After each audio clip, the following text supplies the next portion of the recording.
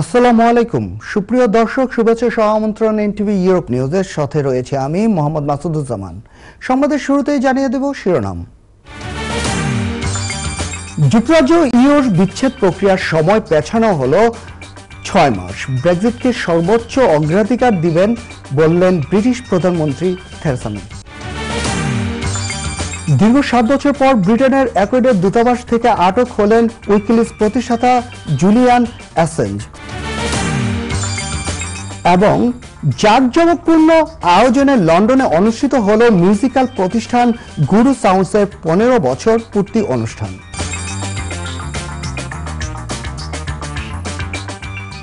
শুনছিলেন শিরোনাম, এবার জানিয়ে দেব বিস্তারিত। ইউরোপীয় ইউনিয়ন ইইউ থেকে যুক্তরাজ্যের বিচ্ছেদ প্রক্রিয়া ব্রেক্সিট 31 অক্টোবর পর্যন্ত পেছানোর বিষয়ে পক্ষ দুটির মধ্যে সমঝোতা হয়েছে। ইউএর সদর দপ্তর ব্রাসেলসের কয়েক ঘন্টা ধরে শীর্ষ বৈঠকের পর বৃহস্পতিবার ভোর রাতে ইউরোপীয় কাউন্সিলের প্রেসিডেন্ট ডোনাল্ড টাস্ক এ সমঝোতার কথা জানান। ইউএর নেতাদের বৈঠকের আগে ব্রিটিশ প্রধানমন্ত্রী থেরেসা মে তাদের জানান যুক্তরাজ্যের ইইউ থেকে বের হয়ে যাওয়ার তারিখ শুক্রবার 12 এপ্রিল থেকে পিছিয়ে 30 জুন নিয়ে যেতে চান তিনি। 1 ঘন্টার এক উপস্থাপনায় ব্রেক্সিট প্রক্রিয়া পেছানোর আবেদনের পক্ষে যুক্তি তুলে ধরেন তিনি। এরপর ইইউ নেতারা তাদের সম্মিলিত সিদ্ধান্ত কি হতে পারে তা বের করতে টানা 5 ঘন্টা ধরে বৈঠক করেন। এরপর ইউরোপীয় কাউন্সিলের সভাপতি ডোনাল্ড টাস্ক ব্রেক্সিট ফের পিছিয়ে দেওয়ার বিষয়ে সমঝোতা হয়েছে বলে জানান। এ সময় তিনি বলেন, ব্রিটিশ বন্ধুদের জন্য বার্তা হচ্ছে অনুগ্রহ করে এই সময়টি নষ্ট করবেন না। এদিকে ইইউ থেকে বাড়তি সময় পেয়ে ব্রিটিশ প্রধানমন্ত্রী আজ এমপিদের জানিয়েছেন ব্রেক্সিট ডেলিভার করার বিষয়টি এখন তিনি সর্বোচ্চ অগ্রাধিকার দিবেন। অপরদিকে বিরোধী দলীয় নেতা জেরেমি করবিন ব্রেক্সিটের এই বিলম্বকে কূটনৈতিক ব্যর্থতা হিসেবে অভিহিত করেছেন। Head of the Council, I wrote to President Tusk to seek a short extension to the Article 50 period to the 30th of June. Critically, I also requested that any extension should be terminable so that whenever this House agrees a deal and ratifies the withdrawal agreement, we can get on and leave. And I did this not merely to avoid a further delay beyond ratification of the withdrawal agreement, but specifically to retain our ability to leave the EU without having to hold European parliamentary elections on the 23rd of May. দীর্ঘ 7 বছর ধরে Ecuador দূতাবাসে আশ্রয় দিয়ে থাকা WikiLeaks প্রতিষ্ঠাতা Julian অ্যাসাঞ্জকে গ্রেফতার করেছে ব্রিটিশ পুলিশ। অস্ট্রেলিয়ান নাগরিক অ্যাসাঞ্জ 2010 সালে পেন্টাগন ও যুক্তরাষ্ট্রের পররাষ্ট্র মন্ত্রণালয়ে লাখ লাখ সামরিক ও কূটনৈতিক গোপন নথি ফাঁস করে দিয়ে বিশ্বজুড়ে হইচই ফেলে দিয়েছেন। ওই সব নথির মধ্যে মার্কিন বাহিনীর বিরুদ্ধে আফগান যুদ্ধ সম্পর্কিত 76,000 এবং ইরাক যুদ্ধ সম্পর্কিত আরও 40,000 নথি ছিল, যা যুক্তরাষ্ট্র সরকার ও পেন্টাগনের চরম বেকায়দায় ফেলে দেয়। এ নিয়ে আলোচনার মধ্যে সুইডেনে অ্যাসাঞ্জের বিরুদ্ধে যৌন নিপীড়নের মামলা হয়। গ্রেফতার এড়াতে 2012 সালে অ্যাসাঞ্জ লন্ডনের ইকুয়েডর দূতাবাসে আশ্রয় নেয়। তারপর থেকে তিনি সেখানেই ছিলেন। জানা যায় এবার তাকে গ্রেফতার করা হয়েছে আদালতের সামনে হাজির না হওয়ার কারণে। এদিকে অ্যাসাঞ্জকে গ্রেফতারের খবর জানিয়ে যুক্তরাজ্যের হোম সেক্রেটারি সাজিদ জাভিদ বলেছেন, জুলিয়ান অ্যাসাঞ্জ এখন পুলিশ হেফাজতে আছেন এবং তাকে যুক্তরাজ্যে বিচারের সম্মুখীন হতে হচ্ছে। তিনি আরো বলেন, কেউ আইনের ঊর্ধ্বে নয়। ওয়েস্টমিনিস্টার ম্যাজিস্ট্রেট কোর্টে হাজির করার আগ পর্যন্ত সেন্ট্রাল লন্ডন পুলিশ স্টেশনে রাখা হবে অ্যাসাঞ্জকে। This morning, after nearly 7 years inside the Ecuadorian embassy, Mr. Assange was arrested for failing to surrender in relation to his extradition proceedings. He was later also served with a warrant for provisional arrest, pending receipt of a request for extradition to stand trial in the United States on charges relating to computer offences. The Metropolitan Police entered the embassy for the purpose of arresting and removing him. All of the police's activities were carried out pursuant to a formal written invitation signed by the Ecuadorian ambassador and in accordance with the Vienna Convention on Diplomatic Relations. The decision as to whether any statutory bars to extradition apply would be for the UK courts to determine. জাঁকজমকপূর্ণ আয়োজনের মধ্য দিয়ে লন্ডনে অনুষ্ঠিত হয়ে গেল musical প্রতিষ্ঠান গুরু সাউন্ডসের 15 বছর পূর্তি অনুষ্ঠান। এ উপলক্ষে রবিবার পূর্ব লন্ডনের ইলফোর্ডে একটি ভেন্যুতে এক জমকালো অনুষ্ঠানের আয়োজন করা হয়। অনুষ্ঠানের গুরু সাউন্ডসের মিউজিক রেকর্ডস নামে একটি প্রকল্পের উদ্বোধন করা হয়, যেখানে নতুন শিল্পীদের নিয়ে কাজ করা হবে। এ নিয়ে আরও বিস্তারিত দেখুন রিপোর্টে। ব্রিটেনে দীর্ঘদিন থেকে সাংস্কৃতিক অঙ্গনে কাজ করে যাচ্ছেন যে ব্যক্তিটি, তিনি হলেন ব্রিটিশ বাংলাদেশের বংশোদ্ভূত স্যান্ডি চক্রবর্তী, যিনি সকলের কাছে স্যান্ডিম্যান নামেই বেশ পরিচিত। নেহার চক্রবর্তী ও গৌরী চক্রবর্তীর প্রিয় আদরের সন্তান স্যান্ডিম্যান ছোটবেলা থেকেই সঙ্গীতের প্রতি বেশ মনোযোগী ছিলেন। এরই অংশ হিসেবে 8 বছর বয়স থেকেই সঙ্গীতের বাদ্যযন্ত্রের সাথে বন্ধুত্ব শুরু হয় তার। এভাবেই সঙ্গীত আর বাদ্যযন্ত্রের সাথে তার কেটে যায় 25 বছর। বলিউড, হলিউড, কলকাতা, বাংলাদেশ সহ সব জায়গাতেই নিজের জাত চিনিয়েছেন বহু গুণে গুণান্বিত স্যান্ডিম্যান। এছাড়াও নিজেকে আরও মেলে ধরতে স্যান্ডিম্যান প্রতিষ্ঠা করেন গুরু সাউন্ডস। গত 7 এপ্রিল প্রতিষ্ঠানটি পার করেছে তার সাফল্যের 15 বছর। এ উপলক্ষে জমকালো এক অনুষ্ঠানের আয়োজন করা হয়। রেজ কবির এবং ইরিন জাহানের পরিচালনায় এতে অতিথি হিসেবে উপস্থিত ছিলেন এনটিভি ইউরোপের সিইও সাবরিনা হোসাইন, এটিএন বাংলার সিইও হাফিজ আলম বক্স, জিটিভি প্রতিনিধি ধ্রুব গাদবি, ভারতীয় বিদ্যাভবনের পরিচালক নান্দা কুমার সহ অনেকে। It was actually a huge pleasure to be here to celebrate the 15 years of Guru Sounds. From NTV, I am really amazed to see the work that Sandyman has been doing for our community and for the music industry. She's extremely talented as well as very hardworking. So on behalf of NTV, I wish Sandyman and Guru Sounds all the very success. এদিকে 15 বছরের এই যাত্রাতে প্রতিষ্ঠানটি সারা পৃথিবীতে কাজ করেছে বুক কুচিয়ে। এছাড়াও যুক্তরাজ্যের জনপ্রিয় ব্যান্ড বুটলেগ বিটলসের সাথে রয়্যাল অ্যালবার্ট হল ছাড়াও পুরো যুক্তরাজ্যে পারফর্ম করেছেন স্যান্ডিম্যান। পাশাপাশি রয়্যাল লিভারপুল ফিলহারমনিক অর্কেস্ট্রা দলের শিল্পীদের সাথেও বিভিন্ন জায়গায় পারফর্ম করেন গুণী এই শিল্পী।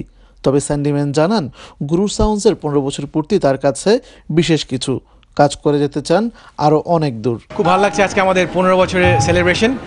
আমার সবসময় একটাই আমার উদ্দেশ্য ছিল যে আমাদের সংস্কৃতিকে সারা বিশ্বে ছড়িয়ে দেওয়া গুরু সাউন্ডের মাধ্যমে। চেষ্টা করছি আমরা ইনস্ট্রুমেন্টের মাধ্যমে, সব কিছুর মাধ্যমে। কিন্তু আমি একটাই প্রত্যাশা করি সব মা বাবার কাছে যে আপনারা অবশ্যই মিউজিকে আপনাদের তালিম দেবেন আপনাদের বাচ্চাদেরকে ইনস্ট্রুমেন্টের মাধ্যমে। আমাদের কাছে বিভিন্ন টাইপের তবলা, হারমোনিয়াম আছে, বাট মেন থিং হচ্ছে ওদেরকে তালিম দেবেন, সেটা গান হোক, ইনস্ট্রুমেন্ট হোক, যেভাবে হোক ওদের আমাদের সংস্কৃতিটা বোঝাবেন। নিজেকে অনন্য উচ্চতায় নিয়ে যাওয়া স্যান্ডিম্যান নানা সময় প্রশংসিত ও সম্মানিত হয়েছেন দেশে এবং বিদেশে। ব্রিটেনের রানী কুইন এলিজাবেথও এই তালিকায় বাদ যাননি। রানী কুইন এলিজাবেথ স্যান্ডিম্যানকে আমন্ত্রণ জানিয়েছিলেন তার গার্ডেন পার্টিতে। তবে স্যান্ডিম্যানের প্রত্যাশা গুরু সাউন্ডস রেকর্ডস মিউজিক নামে তার যে প্রকল্পটি উদ্বোধন করা হয়েছে সেটির মাধ্যমে নতুন শিল্পীদের নিয়ে তিনি দীর্ঘদিন কাজ করে যাবেন। Chayan Sami, NTV Europe news, London. এবার আন্তর্জাতিক প্রসঙ্গ। প্রায় 30 বছর ক্ষমতায় থাকা সুদানের প্রেসিডেন্ট ওমর আল বশিরকে ক্ষমতাচ্যুত করা হয়েছে। দেশটির শাসনভার নিয়ন্ত্রণ নিয়েছেন সেনাবাহিনী। এরই মধ্যে বশিরকে গ্রেফতারও করেছেন দেশটির সেনাবাহিনী। বৃহস্পতিবার দেশটির রাষ্ট্রীয় গণমাধ্যম ওই ঘোষণা দেন প্রতিরক্ষা মন্ত্রী আওয়াত বিন অউফ। তিনি জানান, আগামী 2 বছর সুদানের শাসনভারের দায়িত্ব নিচ্ছে দেশটির সেনাবাহিনী। 3 মাসের জন্য জরুরি অবস্থাও ঘোষণা করেন তিনি। প্রেসিডেন্ট ওমর আল বশিরকে পদত্যাগের দাবিতে হাজার হাজার মানুষ রাজধানীর খার্তুমে বিক্ষোভ করে। কয়েক মাস ধরে বশিরের বিরুদ্ধে তীব্র আন্দোলন হচ্ছিল সুদানে। বশিরকে গ্রেফতারের কথা জানানো হয়, তবে কোথায় রাখা হয়েছে তা জানানো হয়নি। মন্ত্রী ইবনে অফ জানান, বশিরের শাসনামলে দেশের ব্যবস্থাপনা দুর্বল, দুর্নীতি ব্যাপক এবং ন্যায় বিচারের উপস্থিতি কমে যায়। ইবনে অফ জানান, সুদানের সংবিধান বাতিল করা হয়েছে, সীমান্তে নজরদারি বাড়ানো হয়েছে। সুদানের একটি বার্তা সংস্থা জানিয়েছেন, পুলিশের পক্ষ থেকে বলা হয়েছে দেশটির রাজনৈতিক বন্দীদের মুক্ত করে দেওয়া হচ্ছে। এবার কমিউনিটি প্রসঙ্গ। সোমবার পৃথিবীর 5টি mega city New York, London, Sydney, Geneva ও দুবাই থেকে উদ্বোধনী অনুষ্ঠানের মাধ্যমে যাত্রা শুরু হলো প্রবাসী বাংলাদেশিদের দ্বারা পরিচালিত অনলাইন সংবাদ মাধ্যম চ্যানেল 19.নিউজ নামে একটি নতুন অনলাইন নিউজ পোর্টাল। বাংলাদেশ এবং প্রবাসীদের সংবাদের উপর গুরুত্ব দিয়ে যুক্তরাষ্ট্রের নিউ ইয়র্ক থেকে প্রকাশিত হলেও এই সংবাদ মাধ্যমের সম্পাদকীয় কার্যালয় থাকবে যুক্তরাজ্যের লন্ডনে। তাছাড়া অস্ট্রেলিয়ার সিডনিতে রয়েছে সম্পাদক মণ্ডলীর সভাপতির কার্যালয়। সোমবার যুক্তরাজ্যের পূর্ব লন্ডনের একটি কলেজের অডিটোরিয়ামের কার্ডিফ বিশ্ববিদ্যালয়ের প্রফেসর ডক্টর KMA মালিকের পোর্টাল উদ্বোধনের মাধ্যমে যাত্রা শুরু হয় এই নতুন অনলাইন নিউজ পোর্টালের। অনুষ্ঠানে স্বাগত বক্তব্য রাখেন চ্যানেল 19.নিউজের সম্পাদক, বিশিষ্ট চলচ্চিত্র পরিচালক এবং মিডিয়া ব্যক্তিত্ব জুবায়ের বাবু। তিনি বর্তমান বাংলাদেশের সংবাদ মাধ্যমের বিভিন্ন দিক এবং সংবাদ পরিবেশনের সীমাবদ্ধতার কথা উল্লেখ করে সত্যের সাথে থাকার প্রতিশ্রুতি দেন। অনুষ্ঠানে বিবিসির স্বনামধন্য সাংবাদিক এবং প্রযোজক মাসুদ হাসান খান প্রধান অতিথি হিসেবে উপস্থিত ছিলেন। তার বক্তব্যে সংবাদপত্র ও সাংবাদিকদের সততা নিয়ে টিকে থাকার উপর গুরুত্ব দেন। বিশিষ্ট শিক্ষাবিদ নাসরুল্লাহ খান জুনায়েদ সহ লন্ডন প্রবাসী গুরুত্বপূর্ণ ব্যক্তিবর্গ উপস্থিত ছিলেন। ব্রিটেনের বাঙালি কমিউনিটি ব্যবসায়ীদের পরিধি এখন অনেক বিস্তৃত। এরই ধারাবাহিকতায় সম্পূর্ণ পুরান ঢাকার খাবারের ঐতিহ্য ও গুণগত মান বজায় রেখে মঙ্গলবার ঐতিহ্যবাহী গ্র্যান্ড নবাব রেস্টুরেন্ট লন্ডনের চ্যাডওয়েল হিতে উদ্বোধন করা হয়। উদ্বোধনী অনুষ্ঠানে প্রধান অতিথি হিসেবে উপস্থিত ছিলেন এনটিভির ডাইরেক্টর মোস্তফা সারোয়ার বাবু এবং গ্র্যান্ড নবাবের 3 কর্ণধার শফিকুর রহমান, মুরাদ চৌধুরী ও সেলিম আহমেদ সহ কমিউনিটির বিশেষ ব্যক্তিবর্গ। প্রতিষ্ঠানের পক্ষ থেকে জানানো হয়, সম্পূর্ণ দেশীয় স্বাদে পুরান ঢাকার ঐতিহ্যবাহী সুস্বাদু সকল প্রকার খাবারের সমারোহে থাকবে এই রেস্টুরেন্টটিতে।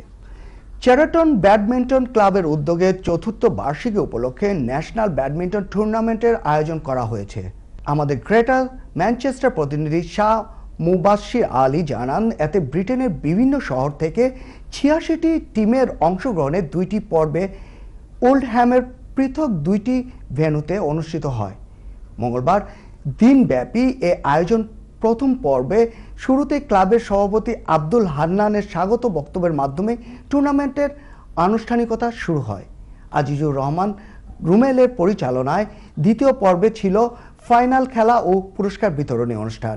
অনুষ্ঠানে অতিথি হিসেবে উপস্থিত ছিলেন কাউন্সিলর ফজলুল হক, কাউন্সিলর মোহন আলী, IVF এর চেয়ারম্যান খোকন মিয়া। বক্তব্য রাখেন সাদিকুর রহমান, শহীদ মিয়া, আব্দুল মতিন সহ আরও অনেকে। খেলাটি 3টি ক্যাটাগরিতে অনুষ্ঠিত হয়। ক্যাটাগরি এতে চ্যাম্পিয়ন হয় মার্টিন ও নাদিম, রানার্স আপ হন আনোয়ার ও হাসান। ক্যাটাগরি সিতে প্রথম হয় হায়দার ও তাহের, দ্বিতীয় হয় শাহিন এবং সানুর। এছাড়াও ক্যাটাগরি ডিতে প্রথম হয় সায়েম ও শেবুল, দ্বিতীয় হয় টিপু ও অভি। বক্তাগণ বলেন, সুস্থ শরীর সুস্থ মন গঠনে খেলাধুলা অত্যন্ত অপরিহার্য। এমন উদ্যোগকে তাদের সার্বিক সহযোগিতা অব্যাহত থাকবে বলে জানান। দর্শক, এবার বাংলাদেশ প্রসঙ্গ। দাদির কবর পাশে চিরনিদ্রায় শায়িত হলেন মাদ্রাসার ছাত্রী নুসরাত জাহান। এর আগে ফেনীর সোনাগাজীর উত্তর চরচান্দিয়া গ্রামে সাবের পাইলট উচ্চ বিদ্যালয়ের মাঠে নুসরাতের জানাজার ঢল নামে সর্বস্তরের মানুষের। এদিকে আগুনে পুড়িয়ে নুসরাতের হত্যা মামলার এজাহারভুক্ত আসামি জুবায়ের ও সন্দেহভাজন হিসাবে আটককৃত পপিকে 5 দিনের রিমান্ড মঞ্জুর করেছে আদালত। বিস্তারিত ডেস্ক রিপোর্টে।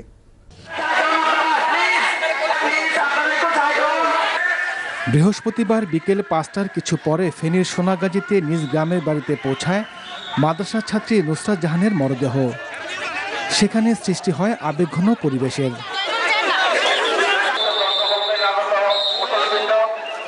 নুসরাতকে এক নজর দেখার জন্য ভিড় করেন আশপাশের শোকাহত মানুষ। এরপর তার লাশ জানাজার জন্য নিয়ে যাওয়া হয় সাবের পাইলট উচ্চ বিদ্যালয় মাঠে।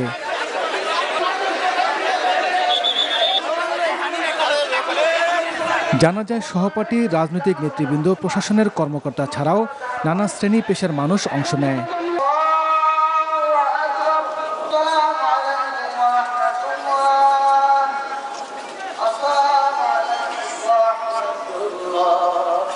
জানাজা শেষে খাদিজাতুল কোবরা মাদ্রাসা কবরস্থানে দাদির পাশে দাফন করা হয় নুসরাতকে। এদিকে আগুনে ঝলসে দেওয়ার ঘটনায় নিহত মাদ্রাসা ছাত্রী নুসরাত হত্যা মামলার এজাহারভুক্ত আসামি জুবায়ের ও সন্দেহভাজন হিসাবে আটক পপির 5 দিনের রিমান্ড মঞ্জুর করেছেন আদালত।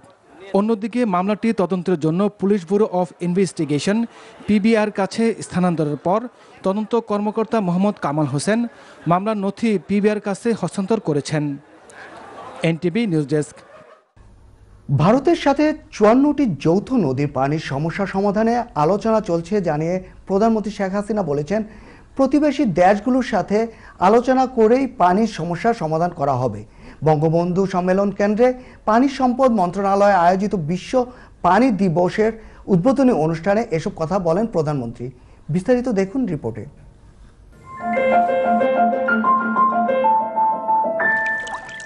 বিশুদ্ধ পানির আরেক নাম জীবন হলেও বিশ্বায়নের এ যুগে জলবায়ু পরিবর্তনের কারণে নিরাপদ পানির সংকট দিন দিন বেড়েই চলেছে। ভৌগোলিক হিসেব বলছে পৃথিবীর ৭১ ভাগ পানি থাকলেও সুপেয় পানির পরিমাণ মাত্র ১ ভাগ। জাতিসংঘের তথ্যে বর্তমানে ২০০ কোটিরও বেশি মানুষ নিরাপদ সুপেয় পানি থেকে বঞ্চিত। এমন পরিস্থিতিতে বিশ্ব পানি দিবসের অনুষ্ঠানে প্রধানমন্ত্রী ২০২১ সালের মধ্যে দেশের শতভাগ মানুষের কাছে নিরাপদ ও সুপেয় পানি পৌঁছে দেওয়ার ঘোষণা দেন। পানির উৎস ও বহমানতা ধরে রাখতে সরকারের নানা পরিকল্পনা তুলে ধরে প্রতিবেশীদের সাথে পানি সমস্যার সমাধানে আলোচনা চলছে বলে জানান তিনি। গঙ্গা পানির ন্যায্য আদায়ের ব্যাপারে আমি দেখেছি অতীতে বহু সরকার অনেক মিছিল করেছে, কেউ পদযাত্রা করেছে, কেউ ভারত কি ফারাক্কা বাঁধ উপলক্ষে তাদের পদযাত্রা থেকে শুরু অনেক আন্দোলন আন্তর্জাতিকভাবে বারবার তুলে ধরার চেষ্টা করেছে। কিন্তু আমি চিন্তা করি যে দুটি প্রতিবেশী দেশের মধ্যে যে সমস্যাটা, সেটা আমরা আলাপ আলোচনার মাধ্যমেই তো সমাধান করতে পারি। এখানে আমার তৃতীয় পক্ষ টানতে হবে কেন? এবং সেইভাবে কিন্তু আলোচনা করে আপনারা জানেন যে ৩০ বছর মেয়াদি গঙ্গা পানি চুক্তি আমরা সম্পন্ন করতে সক্ষম হয়েছি দ্বিপাক্ষিক আলোচনার মধ্য দিয়ে। সেই সাথে আরো ৫৪টা নদী, এগুলি নিয়েও আমাদের আলাপ আলোচনা চলছে। পানি সংরক্ষণ ও পানি সমস্যার সমাধানে ডেল্টা প্ল্যান সহ তার সরকারের নেয়া বিভিন্ন উদ্যোগ উল্লেখ করেন প্রধানমন্ত্রী। সেই সাথে নদীর দূষণ রোধে সবাইকে এগিয়ে আসার আহ্বান জানিয়ে নদী পাড়ে গাছ লাগানোর তাগিদ দেন সরকার প্রধান। নদীতে বর্জ্য ফেলা এটা বন্ধ করতে হবে। একটা সময় ছিল যে হয়তো নদীতে ফেলে দিচ্ছে, চলে যাচ্ছে, এখন কিন্তু সেটা না, এটা একটা সমস্যা হিসেবে দেখা দিচ্ছে। কাজে প্রতিটি শিল্প প্রতিষ্ঠান যারা গড়ে তুলবে তারা যেন নদী দূষণ না করে, সেই জন্য তাদের বর্জ্য ব্যবস্থাপনা করতে হবে, পানি শোধনাগার করতে হবে। পানি ব্যবহারে মিতব্যয়ী হবার আহ্বান জানিয়ে প্রধানমন্ত্রী পানির অপচয় রোধে সবাইকে সচেতন থাকার তাগিদ দেন। যেহেতু আমি বলি সেটা আমি নিজে মেনে চলি। আমি কিন্তু আমার সাথে বালতি দিয়ে আমি রাখি, কারণ আমি যখন কাউকে একটা কথা বলবো, উপদেশ দেব, আগে তো আপনি আচরি ধর্ম পরকে শিখাও, এটাই বলে। আহমেদ পিপল, এনটিভি নিউজ, ঢাকা। গৃহিণীদের musical reality show Silon super singer Sylhet বিভাগের ৪ জেলার অডিশন শেষে ৩ জন ইয়েস কার্ড পেয়েছেন। একজনকে রাখা হয়েছে রিভিউতে। বুধবার সকাল 10টায় সিলেট নগরীর মির্জা জাঙ্গালের একটি অভিজাত হোটেলে এই অডিশন পর্ব শুরু হয়, শেষ হয় সন্ধ্যা 6:30টায়। এতে সিলেট, মৌলভীবাজার, সুনামগঞ্জ ও হবিগঞ্জ জেলার 350 প্রতিযোগী অংশ নেন। এর মধ্যে থেকে বাছাইকৃত 7 জন যান সিলেকশন রাউন্ডে। বিকেল 4টায় সিলেকশন রাউন্ড থেকে ঢাকায় হতে যাওয়া চূড়ান্ত রাউন্ডের জন্য 3 জনকে বাছাই করা হয়। এছাড়া একজনকে রাখা হয় রিভিউতে। চূড়ান্ত বাছাইকৃতদের নিয়ে আয়োজিত শোটি খুব শীঘ্রই প্রচার হবে জনপ্রিয় টিভি চ্যানেল এনটিভিতে।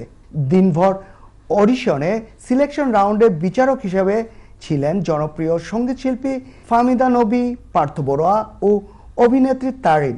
এর আগে অডিশন রাউন্ডে বিচারক ছিলেন সঙ্গীত পরিচালক পার্থ মজুমদার, ফরিদ আহমেদ, মনোয়ার হোসেন টুটুল, শেখ জসিম, সঙ্গীতশিল্পী আগুন ও পুলক অধিকারী। এর আগে চট্টগ্রাম, কুমিল্লা ও ঢাকার অডিশন পর্ব শেষ হয়েছে। আগামী 12 এপ্রিল মনোনয়ন বিভাগে অডিশন অনুষ্ঠিত হবে। আগামী 12 এপ্রিল ময়মনসিংহ বিভাগে অডিশন অনুষ্ঠিত হবে। সিলন সুপার সিঙ্গারের বিজয়ী পাবেন 20 লক্ষ টাকা, প্রথম রানার আপ পাবেন 10 লক্ষ টাকা ও দ্বিতীয় রানার আপ পাবেন 5 লক্ষ টাকা। প্রতিযোগিতাটি শুধুমাত্র গৃহিণীদের জন্য। 20 থেকে 50 বছর বয়সী বিবাহিত নারীরা এই প্রতিযোগিতায় অংশ নিতে পারবেন। 10 বছরে পা রাখল সিলেটের চিকিৎসা ক্ষেত্রে আস্থা ও মানব সেবায় নিবেদিত ইবনে সিনা হাসপাতাল সিলেট লিমিটেড।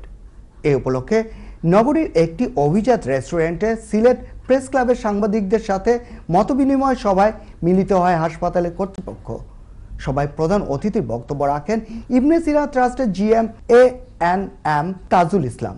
এ সময় তিনি গত 10 বছরের পথ চলার সবার সহযোগিতার জন্য ধন্যবাদ জানান এবং আগামীর সুন্দর পথ চলার সহযোগিতা চান। ইবনে সিনা হাসপাতালের সিলেট লিমিটেডের চেয়ারম্যান মাওলানা হাবিবুর রহমানের সভাপতিত্বে ও ম্যানেজার মার্কেটিং মোহাম্মদ ওবায়দুল হকের পরিচালনায় মতবিনিময় সভায় সিলেট প্রেস ক্লাবের সাংবাদিকদের ইবনে সিনা হাসপাতালের সিলেট লিমিটেডের সেবাগুলো নিরবিচ্ছিন্নভাবে প্রদানের ব্যাপারে আশ্বাস প্রদান করেন এবং বিশেষ কর্পোরেট সুবিধা ও স্বাস্থ্য কার্ড প্রদানের ঘোষণা দেন চেয়ারম্যান মাওলানা হাবিবুর রহমান। বক্তারা বলেন, এটি এখন আর কোনো ব্যক্তির প্রতিষ্ঠান নয়, পুরো দেশবাসীর প্রতিষ্ঠানে পরিণত হয়েছে। দর্শক, সংবাদ শেষ করব তার আগে আরেকবার জানিয়ে দিচ্ছি শিরোনাম। যুক্তরাজ্য ইউর বিচ্ছেদ প্রক্রিয়ার সময় পেছানো হলো 6 মাস। ব্রেক্সিটকে সর্বোচ্চ অগ্রাধিকার দিবেন বললেন ব্রিটিশ প্রধানমন্ত্রী থেরেসা মে। দীর্ঘ 7 বছর পর ব্রিটেনের ইকুয়েডর দূতাবাস থেকে আটক হলেন উইকিলিক্স প্রতিষ্ঠাতা জুলিয়ান অ্যাসাঞ্জ। এবং জাঁকজমকপূর্ণ আয়োজনে লন্ডনে অনুষ্ঠিত হল মিউজিক্যাল প্রতিষ্ঠান গুরু সাউন্ডসের 15 বছর পূর্তি অনুষ্ঠান। এ ছিল আমাদের হাতে থাকা এনটিভি ইউরোপ নিউজের সর্বশেষ আয়োজন। এই খবরের ভিডিও সহ আপডেট জানতে ভিজিট করুন ইউরোপ এনটিভি অনলাইন www.europentv.com। সাথে থাকার জন্য সবাইকে ধন্যবাদ। আল্লাহ হাফেজ।